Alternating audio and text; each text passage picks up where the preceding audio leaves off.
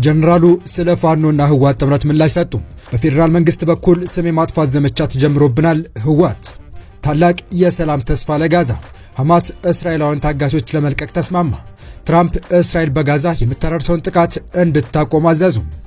ከአሜሪካ ጋር ለመነጋገር አሁንም ዝግጁ ነን። ፑቲን በሰሜን ያለው ውጥረት ከሰሞኑ ግለቱ ጨምሮ እንደነበረ በተለያዩ ማህበራዊ ሚዲያዎች ላይ በስፋት ሲነገር እንደነበር ይታወሳል። ይህን ተከትሎም ከወደ ወልዲያ ህዋትና ፋኖ አብረዋል የሚል መረጃ በስፋት ሲሰራጭም ነበር። ይህንን ተከትሎም ህዋት በጀነራሉ በኩል እውነታው ይሄ ነው ሲል መግለጫ ሰጥቷል። አብራችሁ ስትቆዩ የዚህ መረጃና ሐማስ የአሜሪካን ጥሪ ስለመቀበሉ እና እሱን ተከትሎ በጋዛ ስለታየው የሰላም ተስፋ እንዲሁም የሩሲያው መሪ ቭላድሚር ፑቲን ለትራምፕ ስላስተላለፉት መረጃ በዝርዝር የምናስደምጣችሁ ይሆናል። ሰላም ውድ የሩዴሊ ቤተሰቦች እንደምን አላችሁ? ቻናሉን ሰብስክራይብ፣ ላይክ፣ ሼር ያደረጋችሁ እስከ መረጃዎቻችን ፍጻሜ አብራችሁን ቆዩ። ከሰሞኑ በወልዲያና አካባቢዋ በመንግስትና በፋኖ መካከል ተደርጓል ስለተባለው ውጊያና እሱን ተከትሎ የህዋት አርሚ 24 ከፋኖ ጋር ወግኗል ስለመባሉ ጀነራሉ ምላሽ ሰጥተዋል። በራያ የሚንቀሳቀሰውን የህዋት ጦር የሚመሩት ጀነራል ዮሐንስ ወልደ ጊዮርጊስ ወይም ጆን መዲድ የህዋት ልሳን በሆነው ወይን በይነ መረብ ላይ የተለያዩ ጉዳዮችን አንስተዋል። በሰሜን ወሎ በወልዲያና አካባቢ ላይ በተደረጉ ውጊያዎች የህዋት ተዋጊዎች ከፋኖ ኃይሎች ጋር ተሰልፈው ተዋግቷል መባሉን ውሸት ነው ሲሉ ጀነራሉ አስተባብለዋል። ጀነራሉ አክለውም በመንግስት በኩል ይህን በተመለከተ ዶክመንታሪ ፊልም እየተዘጋጀ መሆኑን ሰምተናል ሲሉ ተናግረዋል። እስካሁን ድረስ ከሰሞኑ በወልዲያ ተካሂዷል፣ ህዋትም ተሳትፎበታል ስለተባለው ውጊያ በፌደራል መንግስትም ሆነ በአማራ ክልል መንግስት እንዲሁም ከፋኖ በኩል የተሰጠ ይፋዊ መግለጫ የለም። የስምረት ፓርቲ አመራር የሆኑት ጣማራዶም በይፋዊ ገጻቸው ላይ ባሰፈሩት መልእክታቸው በውጊያው በዋናኝነት የተሳተፈው የህዋት አርሚ 24 መሆኑን መግለጻቸው ይታወሳል። ነገር ግን ህዋት በራያ የሚገኘውን ጦሩን በሚመሩት ጀነራል ዮሐንስ ወልደ ጊዮርጊስ በኩል በሰጠው ምላሽ አርሚ 24 ከፋኖ ወግኖ አልተዋጋም፣ የስም ማጥፋት ዘመቻ ነው ብለዋል። በአማራ ክልል በተወሰኑ አካባቢዎች የትጥቅ ትግል እያከናወነ እንደሆነ የሚነገረውና በፌደራል መንግስቱ በኩል የመጨረሻ ማስጠንቀቂያ የተሰጠው ፋኖ እንዲሁም ከምርጫ ቦርዱ የተሰረዘው ህዋት የጋራ ጠላታችን ነው በማለት ከሰሞኑ በራያ ግንባር ያልሰመረ ጥምረት ለመፍጠር ሞክረው ነበር ሲሉ የስምረት ፓርቲ ከፍተኛ አመራር መግለጻቸው ይታወሳል። የስምረት ፓርቲ አመራር የሆኑት ጣማራዶም ከሰሞኑ በራያ አካባቢ የፋኖ ታጣቂዎች ከመንግስት ጋር ባደረጉት ውጊያ የድሮን ጥቃት ጭምር እንደነበረ ገልጸውም ነበር። በዚህ ውጊያ ላይም የህዋቱ አርሚ 24 ጦር ከፋኖ ኃይሎች ጋር ተሰልፎ መዋጋቱን በይፋዊ የማህበራዊ ልጥፋቸው ላይ ነበር የገለጹት። አቶ ጣመ ይህንን መረጃ ያጋሩት ከሰሞኑ በሰሜን ወሎና ደቡብ ወሎ ከፍተኛ ውጊያ እንደተካሄደ በማህበራዊ ሚዲያ ላይ በስፋት ከተሰራጨ በኋላ ነው። ከዚህ ቀደምም በወሎ አካባቢ የሚንቀሳቀሱ የፋኖ ኃይሎች ከህዋት ጋር ጥምረት ፈጥረዋል የሚል ተደጋጋሚ መረጃ ሲሰማ የነበረ ሲሆን ጉዳት ያስተናገዱ የፋኖ ኃይሎች በመቀለ አይደር ሆስፒታል ነው ህክምና የሚደረግላቸው ሲባል እንደነበርም ይታወሳል። ስለ ሰሞነኛው ውጊያና ስላስከተለው ጉዳት ከመንግስትም ሆነ ከፋኖ በኩል እስካሁን የተባለ ይፋዊ መረጃ ባይኖርም ከአካባቢው እየወጡ ያሉ መረጃዎችና የአቶ ጣመ መረጃ ግን የፋኖ ኃይሎች ከፍተኛ ጉዳት እንዳስተናገዱ የሚያመለክት ነው። ይህን መረጃ ይፋ ያደረጉት አቶ ጣማራዶም የስምረት ፓርቲ መስራችና ከፍተኛ አመራር ሲሆኑ ሌላኛው የስምረት ፓርቲ መስራች የጠቅላይ ሚኒስትሩ የምስራቅ አፍሪካ ጉዳዮች አማካሪ የሆኑት አቶ ጌታቸው ረዳ ህዋት ዳግም የትግራይ ህዝብን ወደ ጦርነት ለመማገድ ውጊያ የሚከፍት ከሆነ አንላቀቅም ሲሉ ማስጠንቀቃቸውም ይታወሳል። ከዚህ ሁሉ ነገር በኋላ ነው ህዋት የስም ማጥፋት ዘመቻ ተከፍቶብኛል ሲል በጀነራሉ በኩል አቤቱታውን ያሰማው። በቀጣይ መረጃ ሐማስ የተቀሩትን እስራኤላውያን ታጋቾች ለመልቀቅ መስማማቱን ገልጾ በሰላም እቅዱ ላይ ተጨማሪ ድርድር እንደሚያስፈልግ አስታውቋል። ሐማስ የሰላም እቅዱን መቀበሉን ካስታወቀ በኋላ የአሜሪካው ፕሬዝዳንት ዶናልድ ትራምፕ እስራኤል በጋዛ የምታደርሰውን ጥቃት እንድታቆም አሳስበዋል። ፕሬዝዳንቱ ሐማስ የሰላም እቅዱን ካልተቀበለ ገሃነም ይጠብቀዋል በማለት ሲዝቱ ቆይተዋል። የእስራኤል ጠቅላይ ሚኒስትር ቤንያሚን ኔታንያሁ የሰላም እቅዱን የመጀመሪያ ምዕራፍ ለመተግበር ዝግጁ መሆናቸውን ገልጸዋል። ሐማስ ለዘላቂ ሰላም ዝግጁ ነው ያሉት ትራምፕ በበኩላቸው እስራኤል ጋዛን መደብደብ ማቆም አለባት ብለዋል።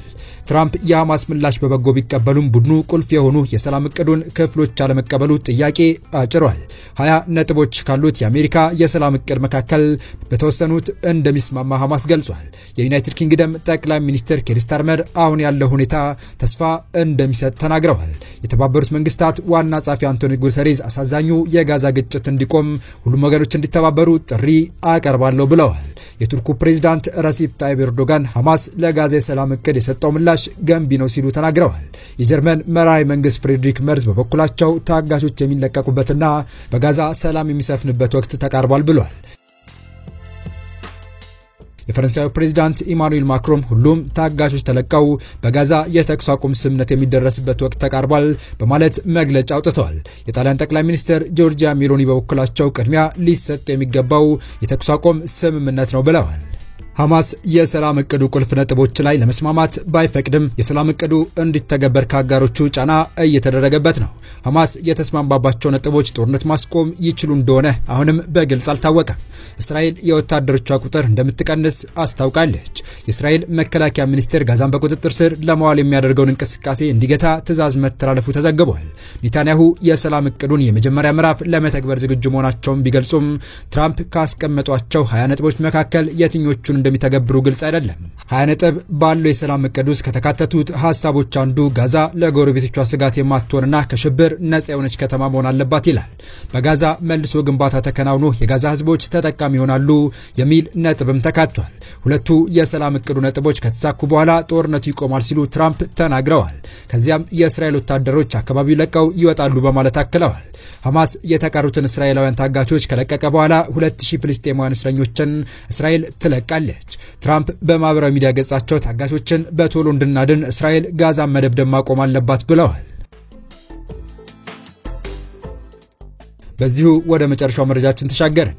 የሩሲያ መንግስት ዩክሬንን በተመለከተ ከአሜሪካው ፕሬዝዳንት ትራምፕ ጋር ለመወያየት ዝግጁ መሆናቸውን ፕሬዝዳንት ፑቲን አስታወቁም። እንደ ስፑትኒክ ዘገባ ከሆነ በትላንቱ የቫልዳይ ክበብ ውይይት ወቅት ፕሬዝዳንት ፑቲን ባሰሙት ንግግር በሁለቱ መሪዎች ውይይት ላይ ውስብስብ ጉዳዮች መዳሰሳቸውን ተናግረዋል። ከሰሞኑ የአሜሪካው ፕሬዝዳንት ዶናልድ ትራምፕ የሰሜን ጦር ቃል ኪዳን ኔቶ አባል ሀገራት የሩሲያ ነዳጅ መግዛት ማቆም ጨምሮ የተወሰኑ መስፈርቶችን ካሟሉ ብቻ ሞስኮ ላይ ጠንከር ያለ ማዕቀብ ለመጣል ዝግጁ መሆናቸውን ተናግረዋል። ትሩዝ በተባለው ማህበራዊ ትስስር ገጻቸው ባጋሩት ጽሑፍ የኔቶ አባል ሀገራት ተስማምተው ተመሳሳይ እርምጃ መውሰድ ከጀመሩ በሩሲያ ላይ ትልቅ ማዕቀብ ለመጣል ዝግጁ ነኝ ብለዋል። ትራምፕ በሞስኮ ላይ ጠንካራ ማዕቀብ እንደሚጥሉ በተደጋጋሚ ዛቱ ሲሆን ክሬምሊን የሚያስቀምጡትን የድርድር ቀነ ገደብ እና የማዕቀብ ዛቻ ወደ ጎን ቢልም እስካሁን ግን የወሰዱት እርምጃ የለም። የሩሲያ የነዳጅ ሽያጭ አስደንጋጭ ሲሉ የገለጹት ትራምፕ የአገሪቱን ጠንካራ ቁጥጥር ለማዳከም የኔቶ አባል ሀገራት ቻይና ላይ ከ50 እስከ 100 በመቶ የሚሆን ታሪፍ እንዲጥሉ ሀሳብ አቅርበዋል። ለኔቶ አባላት ደብዳቤ ባሉት ጽሑፍ ትራምፕ እናንተ ዝግጁ ስትሆኑ እኔ ዝግጁ ነኝ፣ ቀኑን ብቻ አሳውቁኝ ብለዋል።